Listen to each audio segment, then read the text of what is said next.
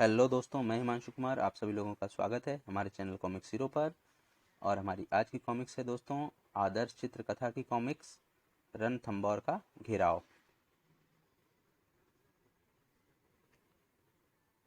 रणथंभौर का घेराव।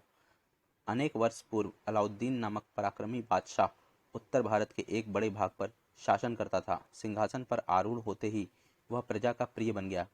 अरे, सोना है, हमारे महाराज तो दानवीर हैं। अलाउद्दीन चिरायु हो।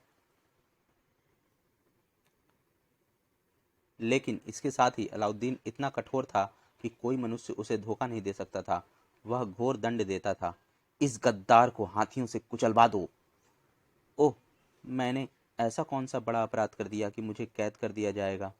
अलाउद्दीन इतना बलशाली था कि उससे छोटे सभी राजा उससे डरते थे। उसने उनके राज्यों पर चढ़ाई करके अपने राज्य का विस्तार कर लिया था। जब उसने गुजरात पर चढ़ाई की तो गुजरात के राजा ने उसका डट कर मुकाबला किया।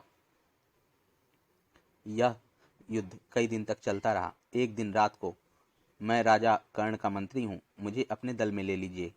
मैं कर्ण को पराजित करने में आपकी सहायता करूंगा। आह, यह तो बड़ा अच्छा आदमी है।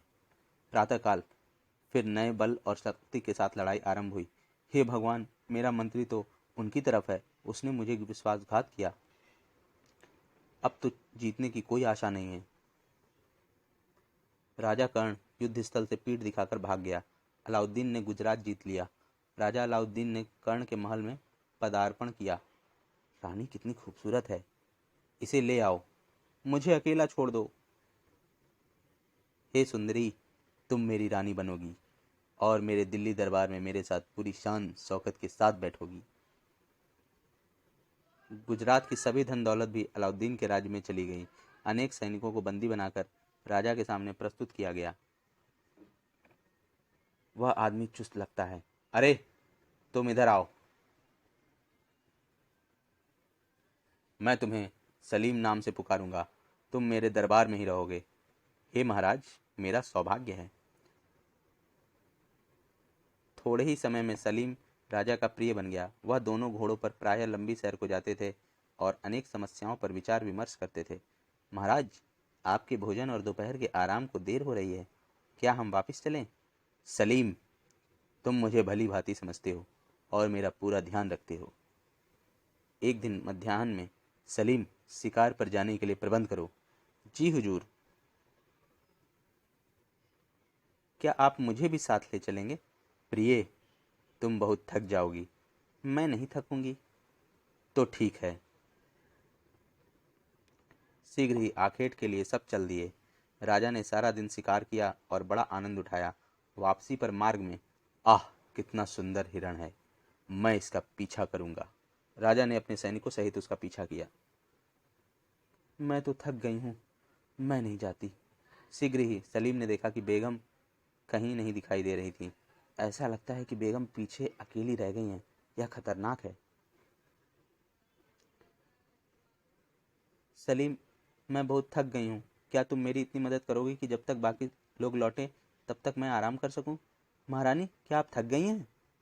बेगम ने एक छायादार वृक्ष के नीचे आराम किया और सलीम उनकी निगरानी करता रहा। सहसा, वह क्या है? घर। अगले ही क्षण, घर। हे खुदा, चाहे मैं मर जाऊं लेकिन बेगम को अवश्य बचाना है। हर। प्यारे विक्रमी सलीम को क्या हो गया? बेगम एक निकटवर्ती झरने से पानी लाई। सलीम उठो। थकावट से बेहोश हुआ सलीम उठ गया। रानी साहिबा, आप कुशल है ना? निसंदेह मैं कुशलता पूर्वक हूँ। चीता तो मर गया। खुदा का शुक्र है कि तुम बच गए। यह मैं क्या देख रहा हूँ? स्वामी, सलीम ने मुझे मौत से बचा लिया। थोड़ी ही देर में शिकार करके सभी लौट आए। सलीम, यह तुमने वास्तव में कमाल किया। महाराज, शुक्रिया। उस रात, बेगम, तुम सो क्यों नहीं रही? मैं तो सिर्फ सलीम के बारे में सोच रही हूँ कि वह कितना साहसी है। प्रातः जब बादशाह और बेगम नाश्ते के लिए बैठे, खाना अच्छा है। यह वही तीतर है जिसका मैंने कल शिकार किया था। ओह बेगम, तुम क्यों नहीं खा रही? इह, मैं तो सलीम के बारे में सोच रही थी। मैंने अपने जीवन में पहले कभी ऐसा साहसी नहीं देखा। क्या वह मुझसे ज़्यादा साहसिक है? ओह, मैं तो उसकी अति आभारी हूँ। दिन में शिकार कैसा रहा? बहुत अच्छा। सबसे बढ़कर तो सलीम ने अपना साहस दिखाया। क्या राजा ने चीते का शिकार किया? नहीं, किंतु सलीम ने मेरी आंखों के सामने एक चीते को मारा। कैसी वीरता थी! सभी ने रानी के मुंह से सलीम की प्रशंसा सुनी और बादशाह को सलीम से ईर्ष्या होने लगी। मैंने सुना है कि सलीम बड़ा बहादुर है। हाँ, उसने एक चीते को मारा। पूरा देश वह पूरे देश में सर्वाधिक साहसी है। चीता उस पर झपटा, लेकिन वीर सलीम ने उससे जूझ कर उसे मार गिराया। बादशाह की ईर्ष्या ने दिन प्रतिदिन बढ़कर घृणा का रूप धारण कर लिया। मुझे सलीम से घृणा है। कुछ क्षण पश्चात थी। सलीम बड़ा खतरनाक आदमी है, हमें उससे छुटकारा पाना चाहिए। महाराज, आप आज्ञा दें। संकोच मत करो, उसे मरवा डालो। हाय अल्लाह! उस दिन रात को जाओ सलीम से जाकर कह दो कि वह एकदम इस राज्य को छोड़कर चला जाए। बादशाह उसकी जान लेना चाहता है। जी रानी साहिबा। कुछ ही क्षणों में महल की दासी सलीम के घर पहुंच गई। मैं आपके लिए रानी साहिबा का संदेश लाई हूँ। क्या संदेश है? मैं कायर की भांति खतरे से पीठ दिखाकर नहीं भागूंगा। आपकी मृत्यु रानी सहन नहीं कर पाएंगी, वह भी अपना जीवन समाप्त कर देंगी। हे खुदा, मैं मृत्यु से नहीं डरता, लेकिन मैं अपने कारण बेगम को नहीं मरने दे सकता। उसी समय सलीम को घोड़ों की टापें सुनाई दी। हाय, हत्यारे आ गए। मुझे संकोच नहीं करना चाहिए। रानी की खातिर मैं राज्य को छोड़कर चला जाऊंगा। सलीम पिछले द्वार से निकल गया। तभी घुड़सैनिकों ने प्रमुख द्वार से प्रवेश किया। वहाँ कौन है? सलीम, अगर तुम लोगों के कथनानुसार शूरवीर हो तो हमारे सामने निकल कर आओ। घर तो सुनसान पड़ा है, यहाँ कोई नहीं है। सैनिक लौटकर महल में चले गए। हे महाराज, सलीम भाग गया। कायर! क्या वह सोचता है कि वह अलाउद्दीन के हाथों मौत से बच जाएगा? फिर बादशाह ने अपने सिपाहियों को बुलवाया। पूर्व, पश्चिम, उत्तर, दक्षिण में दूर दूर तक जाओ और सलीम का पता लगाओ।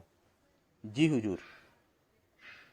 इस बीच बेघर और अकेला सलीम अपार साहस के साथ कई सप्ताह तक इधर उधर भटकता रहा। अंत में वह रणथंभौर नामक छोटे से राज्य में पहुंचा। आह, यहाँ शरण ले सकता हूँ। यह तो कोई राजपूत का किला लगता है। किले के द्वार पर, तुम कौन हो? तुम्हें क्या चाहिए? मैं बहुत दूर से आया हूँ। मुझे आपके राजा के वरद हस्तों में शरण चाहिए। सलीम को राजा हमीर के दरबार में ले जाया गया। अलाउद्दीन बादशाह मेरी जान के पीछे पड़ा है। राजन, मुझे आपकी शरण चाहिए। प्रतिशोधी अलाउद्दीन!